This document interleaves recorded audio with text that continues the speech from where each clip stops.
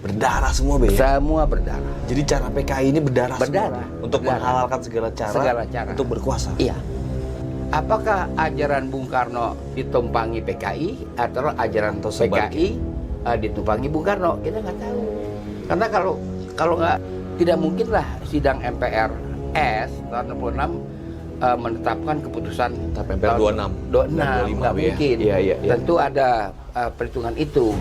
Jadi ini jangan diulangi dong, ya kan? Dengan segala cara, karena kita udah terlatih dengan cara-cara PKI. Jangan diulangi lagi, jangan dengan bikin macam-macam yang kita tahu ujungnya. Ya, assalamualaikum warahmatullahi wabarakatuh, teman-teman semua. Balik lagi bersama gue Vasco Nusemi di Macan Idealis. Nah, teman-teman, hari ini gue bareng Pak Bedul Saidi. Gue mau diskusi sama Babe mengenai kita membedah apa itu Nasakom. Karena baru-baru ini kan kita lagi dihebohkan mengenai ada kebangkitan Nasakom, terindikasi ada hal itu ya. Makanya banyak sekali pertanda-tanda konon katanya gitu, Be. Apakah betul kejadian-kejadian yang terjadi sekarang itu ada kemiripan dengan kejadian-kejadian beberapa periode lalu itu, Be, pada saat Nasakom mulai mau bangkit? Kan PKI kan dulu pernah dinyatakan bersalah tuh, Be. Akhirnya Bung Karno kata Babe juga merevitalisasi namanya gitu, Be, nama PKI. Apa sih sebenarnya Nasakom itu, Be? Begini, kita Dan siapa di balik itu gitu loh, Be? ya di balik itu ya Bung Karno kan. Bung Karno, Be. Karena gagasan dia kan, dia Oke. mengucapkan membentuk Persatuan Indonesia dengan poros Nasakom. Itu dia ucapkan pada tahun 1961. Poros Nasakom. Nah, itu sebenarnya pribadi Bung Karno mempunyai perasaan tidak enak dengan partai-partai hasil pemilihan umum 55. Hasil pemilihan umum 55 itu menelorkan urut-urutan pemenang. Pertama adalah PNI, kemudian Masyumi, ketiga NU, dan keempat PKI. Ketiga partai kecuali PKI itu bersepakat membentuk kabinet. Tapi Bung Karno mengusulkan supaya kabinet itu kaki 4, PKI diajak. Ya kan? Kabinet kaki 4. Orang-orang maunya kaki 3. Ya kan? Jadi cap kaki 4 nih, Be, ya? Bukan cap kaki 3 nih. Dia maunya cap kaki 4. Partai-partai cap kaki 3 aja, nggak mau. Oke, pokoknya Tetap PKI hilang aja. Iya. Oke. Maka terbentuklah kabinet Ali Sastro Amijoyo dari PNI, Muhammad Rum dari Masyumi, Idham Khalid dari NU. Terkenal dengan kabinet Ali Rum Idham. Partai NU ya, Be? Iya, partai NU, itu waktu NU partai. Ya. Jadi itu kabinet kaki 3. Bung Karno nggak berbahagia dengan itu. Terus saja, walaupun Ali Rum Idham itu waktu sesuai dengan sistem konstitusi yang ada bisa jatuh bangun, sampai dengan tahun 59 ya nggak pernah PKI bisa masuk kabinet. Maka ketika dekret, lalu konsolidasi setelah dekret tahun 60, redressing, DPR jadi DPR Gotro, DPR gotong royong dan sebagainya, MPR jadi MPRS. Maka dalam membentuk pemerintahan, Bung Karno meminta agar diterima gagasan dia, itu yang disebut Nasakom, Persatuan Nasional berporos Nasakom, nasionalis agama komunis. Nasionalis itu diwakili oleh partai PNI, Murba, dan IPKI, Ikatan Pendukung Kemerdekaan Indonesia. Lalu agama itu diwakili oleh NU, Partai Sarekat Islam Indonesia, Persatuan Tarbiyah Islamiyah, Parkindo, Partai Kristen Indonesia, dan Partai Katolik. 5. agama. Kom itu cuma PKI sendirian. PKI sendirian. Nggak ada lagi anak perusahaannya nggak ada lagi. Lalu Nasakom itu akhirnya bukan sekedar poros, Nasakom itu melembaga. Ya kan? Jadi lembaga? Melembaga. Bukan jadi lembaga? Melembaga. Melembaga. Oke. Yaitu setiap unit-unit penyelenggara negara itu harus mencerminkan Nasakom. Harus Nasakom, harus Nasakom, harus Nasakom. Apa aja yang dibentuk Nasakom? Aturan yang tidak tertulis atau tertulis, Be? Iya, itu kan ajaran Bung Karno kan, bukan hukum. Oke. Itu pelaksananya Bung Karno sendiri ya dijalankanlah kabinet. Perintah dan ajarannya Bung Karno gitu. Tapi nggak ada tertulis dalam suatu kitabnya kah atau apa? Bukan, bukan. Kalau kitab dia ada kan di bawah bendera revolusi, kumpulan pikiran-pikiran dia. Ya. Tapi itu bukan satu keputusan hukum. Oke. Itu adalah ajaran saja. Lalu Jenderal Nasution berbeda ya. Jadi tidak dia ucapkan bahwa dia tidak setuju dilembagakan Nasakom, cuma dia katakan itu kan mestinya cuma ide saja, cuma spirit saja, Pak Nas. Karena Pak Nas juga menyadari ya kan bahwa Nasakom itu akhirnya nasanya nggak ada kan, tinggal kom saja. Gitu, Be? Iya, pada akhirnya tinggal kom saja yang mendominasi kan. Kemudian kehidupan kepartaian didominasi oleh PKI. Sebentar, Be. Jadi Nasakom itu tadinya akhirnya melembaga, tapi tidak menjadi lembaga kan? Tidak. Walaupun Bung Karno tadinya mau melembagakan ini. Bukan, dia bukan melembaga, bukan institusi, tapi dia melembaga. Oke. Melembaga tercermin dalam unit-unit kekuasaan negara dimanapun itu mesti ada Nasakomnya. Itu artinya melembaga secara arahnya begitu. Ya, gitu, secara sosiologis. Jadi bukan lembaga dalam arti politik, bukan. Tapi dari pandangannya Nasution, Pak Nas, dia tidak setuju dengan Nasakom ini yang melembaga itu. Iya, tidak setuju. Karena tidak ada yang nasanya ini gitu, hanya komnya doang tinggal. Dalam prakteknya kemudian kan NASA nggak berperan, yang lebih banyak berperan kom. Karena itu kan Pak Nasution mengatakan Nasakom itu adalah ide gitu. Pemikiran aja gitu. Pemikiran. Istilah zaman sekarang wacana ya kan, istilah zaman sekarang. Nah seperti itu. Memang akhirnya PKI merajai di mana-mana, ya kan, di semua unit-unit pemerintahan pusat dan daerah PKI merajalela. Oh gitu, Be? Merajalela. PKI masuk ke unit-unit pemerintahan. Iya. Sampai ke tingkat daerah. Oh iya kan dia banyak wali kota banyak yang PKI. PKI resmi PKI. Resmi PKI kok banyak. Karena kalau PKI nggak masuk nggak Nasakom. Oh. Kalau PKI masuk walaupun hanya PKI ya udah Nasakom. Itu makanya saya bilang nasanya makin lama hilang, tinggal komnya saja. Oh, oke. Kemudian jadi pembenarannya pihak Nasakom ini untuk ini kok nggak ada PKI? Wah, lo nggak Nasakom lo gitu kan. Oh, ini lo nggak NKRI harga mati lo misalnya. Kalau gini kan gitu, Be. Jadi kalau udah ada PKI itu udah Nasakom. Iya. Cukup diwakili oleh kom. Begitu itu dalam praktiknya seperti itu. Bahkan LKBN antara juga dinasakomkan, semuanya dinasakomkan. Semua dinasakomkan sama Orde Lama pada waktu itu. Nah, dinasakomkan atau dikomuniskan, Be? Iya, dikomuniskan. Lalu PKI merasa cukup kuat. Oke. Setelah itu merasa dirinya sangat kuat, lalu mendesak lebih jauh lagi, menuntut dipersenjatainya buruh dan tani. Persenjatai. Angkatan kelima. Iya. Jadi dia makin merangsak jauh. Lah kemudian hubungan dengan Mao Zedong juga makin erat. Bung Karno. Aidit. Iya. Bung Karno?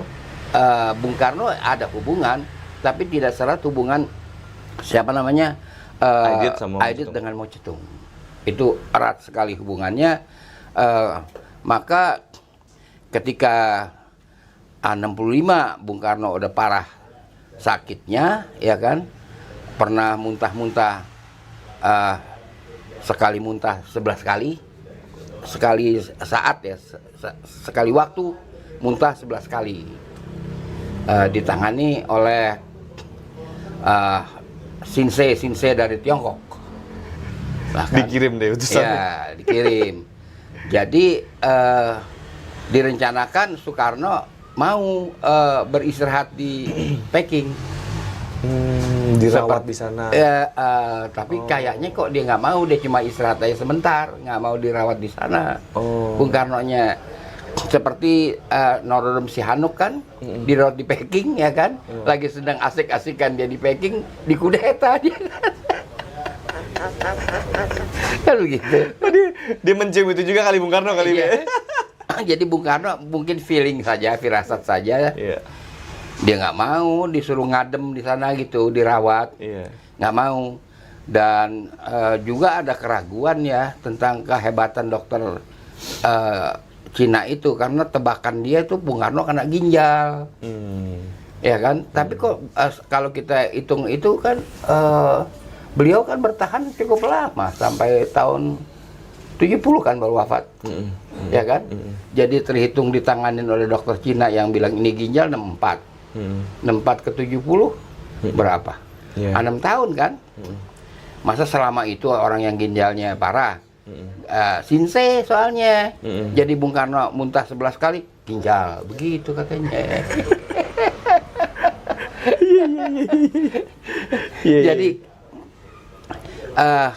Jadi kita lihat kalau di dalam catatan seorang terpelajar dari Cekoslovakia, Morozov namanya itu, mengatakan bahwa Mao Zedong makin mendikte terus kepada Aidit untuk melakukan ini, melakukan itu dan sebagainya.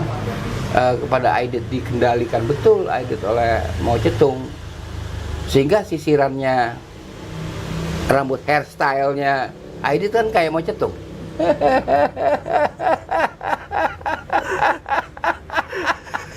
Sampai ngikutin rambut itu. Iya.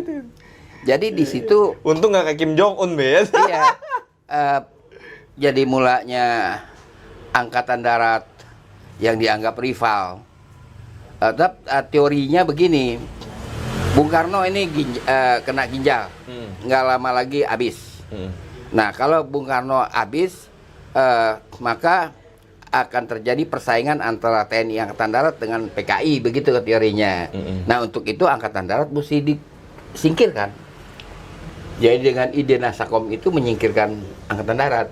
Terus dengan ide Angkatan Kelima juga mengurangi atau mengkerdilkan peran Angkatan Darat, begitu.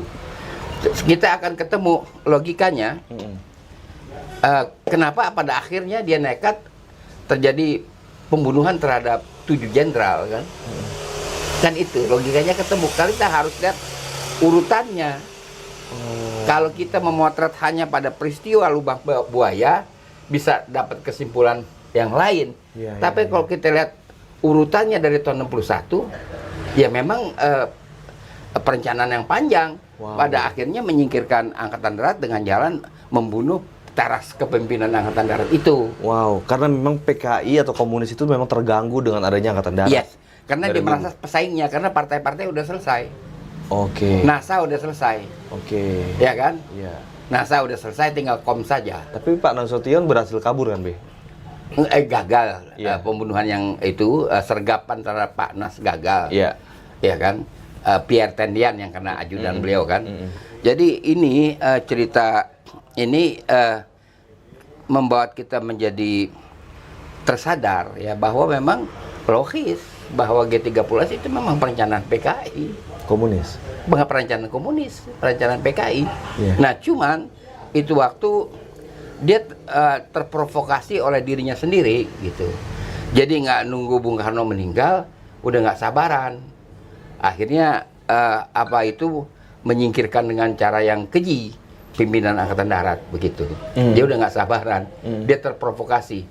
Terprovokasi antara lain saya kira dengan dokumen Gilchrist ya, yang mengatakan akan terjadi sesuatu di Indonesia, ya kan? Pihak luar akan bekerja dengan our local army friend, kan kira-kira itu yang rame disiarkan. Mungkin itu dia terprovokasi oleh itu. Akhirnya dia lakukan itu, perbuatan yang fatal bagi dia. Nah, jadi sebenarnya kalau jadi itu mungkin kejadian itu Bung Karno mengetahuinya sebelumnya sebenarnya. pembantaian jenderal. Iya. Ada info begitu. Ada tulisan begitu, hitam di atas putih. Hah?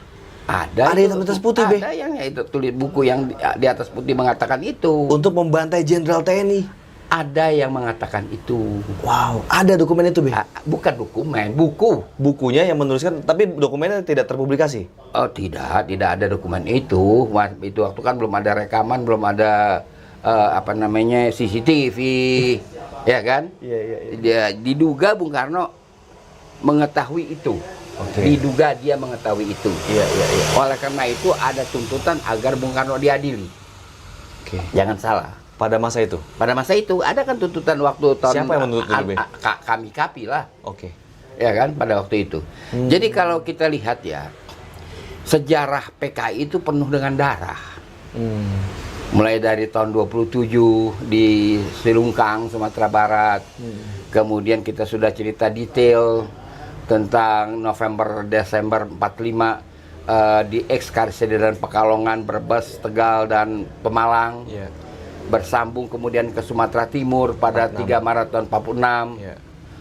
Kemudian peristiwa tahun 48.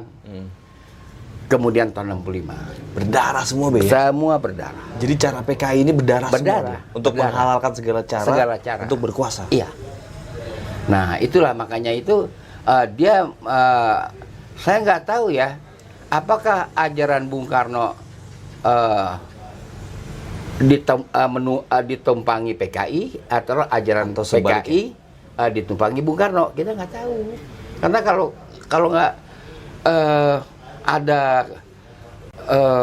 keprihatinan, tidak mungkinlah sidang MPRS tahun 66 menetapkan keputusan MPR 26 nggak mungkin. Iya. Tentu ada perhitungan itu. Jadi ini jangan diulangi dong, ya kan? Dengan segala cara, karena kita udah terlatih dengan cara-cara PKI. Jangan diulangi lagi, ya kan, dengan bikin macam-macam yang kita tahu ujungnya. Jelas sekali bahwa HIP itu jelas sekali menghilangkan ketuhanan yang Maha Esa. Agenda komunis ini, Be? Iya, bisa dikatakan begitu karena ketuhanan Maha Esa kok dihilangkan.